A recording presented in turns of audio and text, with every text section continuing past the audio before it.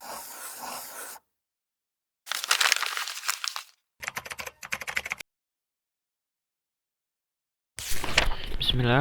Assalamualaikum warahmatullahi wabarakatuh.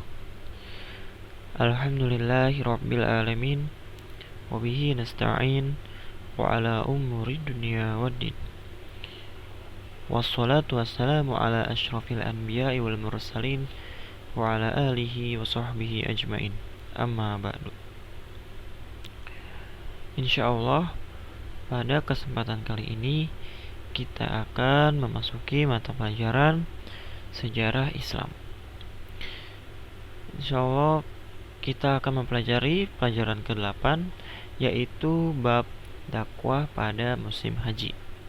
Tapi sebelum kita mulai pelajaran, mari kita berdoa terlebih dahulu. Allahumma fa'ni bima 'allamtani wa 'allimni ma yanfa'uni wa zidni ilma. Nah, bagi yang punya bukunya, dibuka bukunya Pelajaran Sejarah Islam bab ke-8 dakwah pada musim haji di halaman 68. Rasulullah Shallallahu alaihi wasallam kembali ke Makkah pada bulan Zulqa'dah setelah 10 hari berdakwah di kota Taif. Meskipun sambutan masyarakat Taif terhadap dakwah Rasulullah SAW sangat buruk, akan tetapi Rasulullah bertambah kuat dan semangat untuk terus berdakwah di jalan Allah Subhanahu wa Ta'ala. Khususnya setelah datang pertolongan dari Allah Subhanahu wa Ta'ala yang tidak disangka-sangka, yaitu apa? Yaitu kedatangan malaikat Jibril dan malaikat penjaga gunung kepadanya. Dengan semangat tinggi, Rasulullah SAW menyusun strategi baru dalam berdakwah di Makkah, yaitu dengan cara menawarkan Islam kepada kabilah-kabilah dan individu-individu tertentu. Jadi Rasulullah SAW menyusun strategi terbarunya dalam berdakwah di Makkah, yaitu dengan cara berdakwah kepada kabilah-kabilah dan individu-individu tersendiri. Kedatangan jamaah haji yang memasuki kota Makkah juga dimanfaatkan dengan baik oleh Rasulullah SAW dengan mendatangi kabilah demi kabilah untuk menawarkan Islam kepada mereka.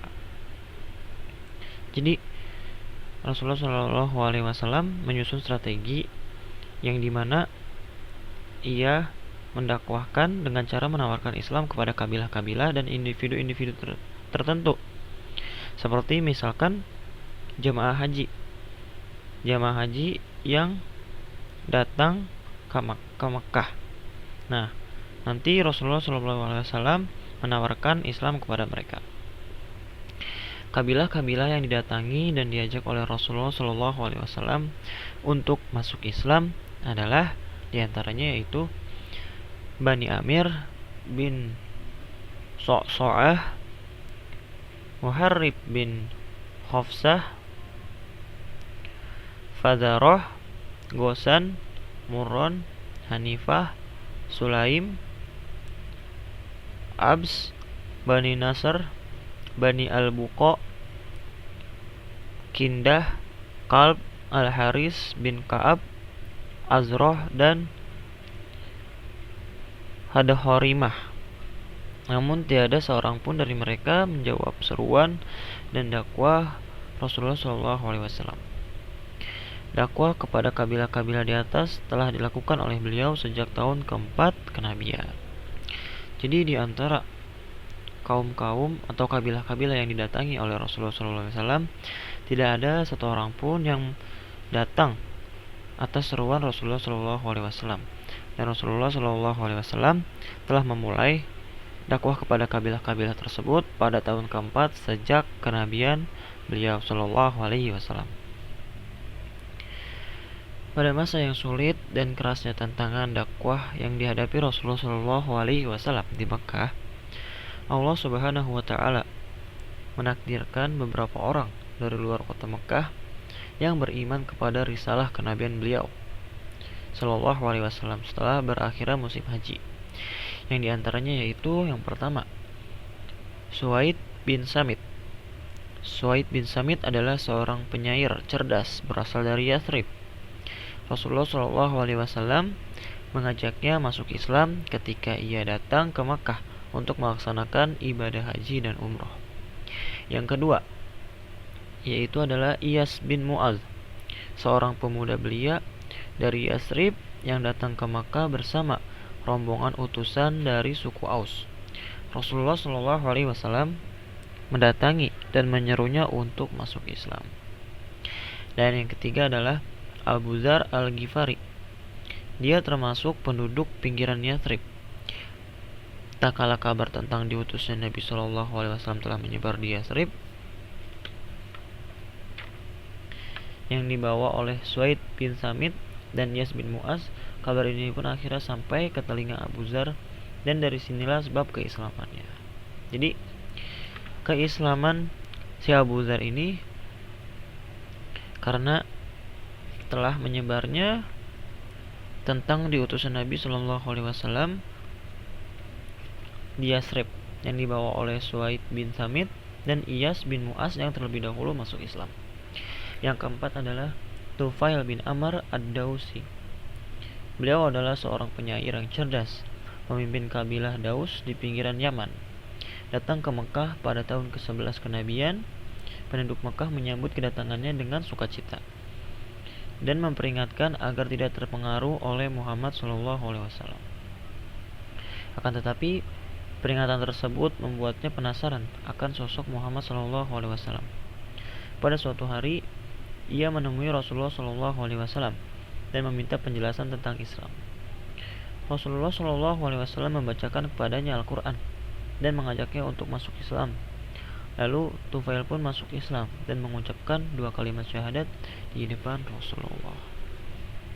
Dan yang kelima adalah Dimat Adzari Al-Addi. Dia berasal dari Adz Syanu'ah dari Yaman, dan dia biasa meruqyah orang yang terkena gangguan jiwa, jin, dan setan. Ketika datang ke Makkah, dia mendengar orang-orang mengatakan bahwa Muhammad adalah orang gila. Dia pun berniat untuk meruqyah Rasulullah SAW. Rasulullah SAW kemudian menyerunya hingga ia masuk Islam. Pada bulan haji tahun ke-9, untuk menghindari tindakan orang-orang kafir Quraisy Makkah yang selalu menghalang-halangi dan mendustakan dakwah Rasulullah SAW, maka beliau Rasulullah mendatangi kabilah-kabilah jamaah haji dari luar kota Makkah pada malam hari. Pada suatu malam, Rasulullah SAW berjalan bersama Abu Bakar dan Ali melewati Aqobah di Mina. Mereka bertemu dengan 6 orang pemuda Yathrib, kota Madinah saat ini, dari suku Khazra. Jadi pada musim haji di tahun ke-11 kenabian, untuk menghindari gangguan-gangguan orang kafir Quraisy Makkah yang selalu menghalangi dakwah Rasulullah, maka Rasulullah SAW mendatangi kabilah-kabilah jamaah haji dari luar kota Makkah pada malam hari. Tujuannya agar tidak diganggu oleh orang kafir Quraisy. Dan pada saat itu beliau bersama Abu Bakar dan Ali melewati Aqobah di Mina, dan mereka bertemu dengan 6 orang pemuda Yathrib, yaitu dari suku Khazra. Yang diantaranya yaitu yang pertama As'ad bin Zurarah, kedua Auf bin Al-Harith, ketiga Rafi bin Malik, keempat Qutaibah bin Amir, kelima Uqbah bin Amir, keenam Jabir bin Abdillah. Mereka pernah mendengarkan penuturan kaum Yahudi Madinah bahwa akan datang seorang nabi yang diutus pada zaman itu. Rasulullah SAW menjelaskan kepada mereka tentang hakikat Islam, kemudian membacakan Al-Quran dan menyeru mereka untuk masuk Islam. Sebagian mereka berkata kepada yang lain, "Demi Allah, kalian mengetahui bahwa dia adalah seorang nabi yang dikatakan orang-orang Yahudi, maka janganlah mereka mendahului kalian mengimaninya, segeralah jawab seruannya dan masuklah kalian ke dalam Islam. Dan ketika mereka kembali ke Yathrib, mereka membawa risalah Islam dan menyebarkan di sana, sehingga penduduk Yathrib yang masuk Islam merindukan Rasulullah SAW. Jadi Allah Subhanahu wa taala memberikan kemudahan dengan masuknya keenam orang tersebut, sehingga keenam orang tersebut bisa membawa risalah Islam ke Yathrib, sehingga berkembanglah Islam di Yathrib. Dan pada bulan Syawal di tahun yang sama, Rasulullah SAW menikahi Aisyah radhiyallahu anha, putri Abu Bakar As-Siddiq.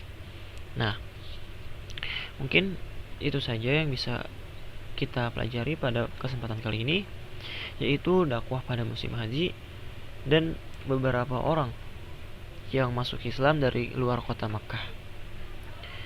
Semoga kita dijadikan oleh Allah Subhanahu wa taala sebagai penerus-penerus panji-panji Islam.